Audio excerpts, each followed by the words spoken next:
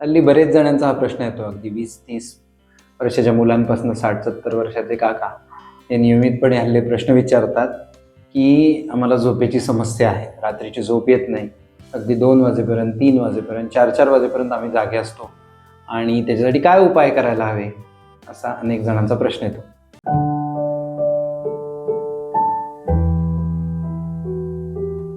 आज आपण ह्याच विषयावरती चर्चा करणार आहोत.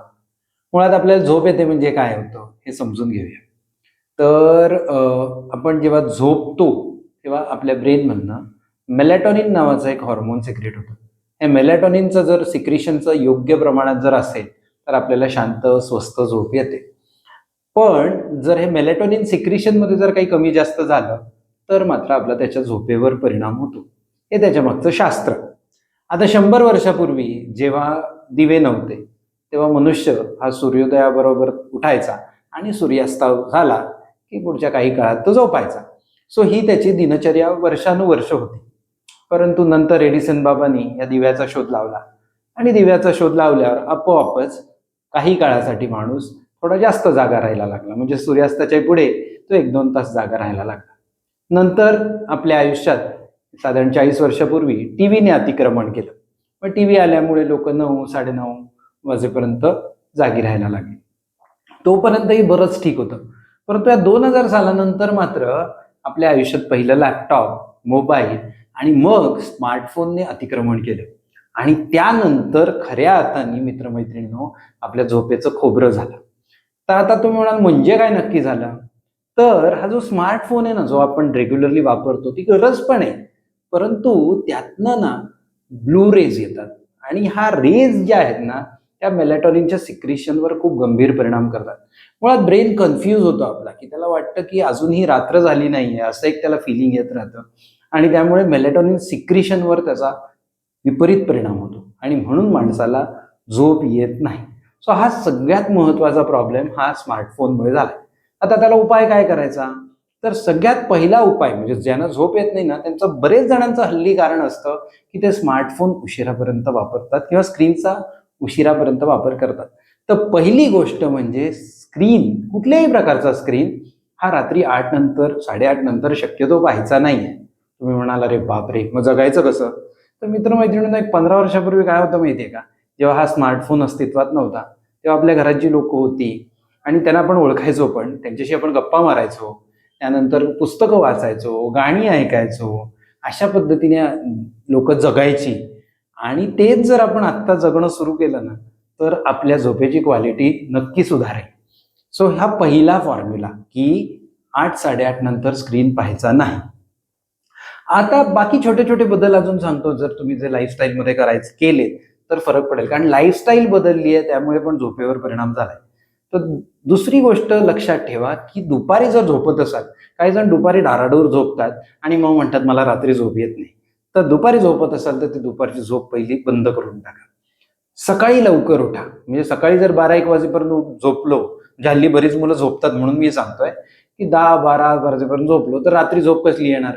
म्हणून सकाळी लवकर उठा. तुम्हाला जेवढं जमेल तेवढं 5, 6, 7 वाजेपर्यंत उठा.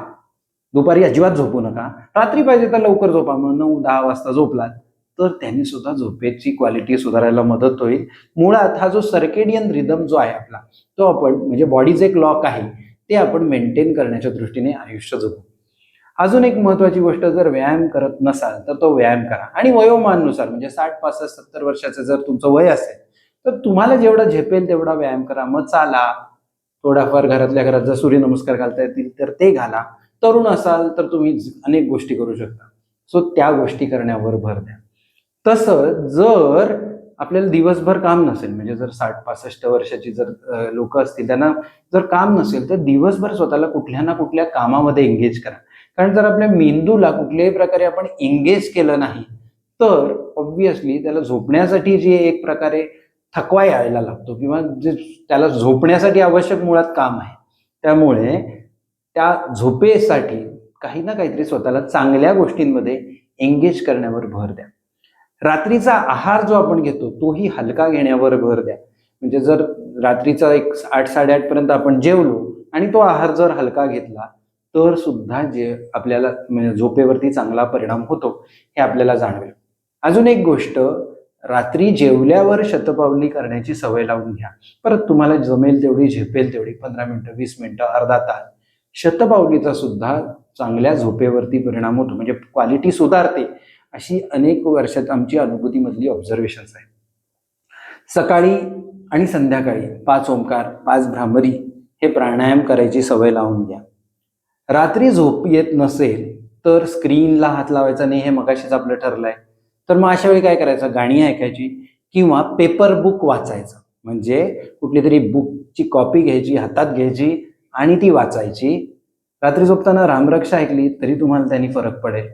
आणि तरी झोप येत नसेल तर अनुलोम विलोम करत राहा. 5 मिनिटं, 10 मिनिटं, 15 मिनिटं, अगदी 2 तास जरी तुम्ही अनुलोम विलोम केला तरी सुद्धा त्याचा काही अपाय होणार नाही, रादर फायदाच होईल तुम्हाला जाणवेल.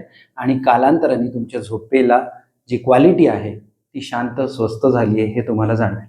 मित्रमैत्रिणींनो, हे मी बेसिक लेवलवरचे उपाय तुम्हाला सांगितलेले आहेत. हे पुढचे 2 ते 3 महिने प्रामाणिकपणे करून पहा. हे केले तर झोप ही तुमच्यापासून जी पळतेय, तुमच्यापासून जी विभक्त झाली आहे असं तुम्हाला वाटतंय, तर ती झोपच तुम्हाला महाप्रसाद या स्वरूपात तुमच्या आयुष्यात एंट्री मारेल याची मी तुम्हाला खात्री देतो.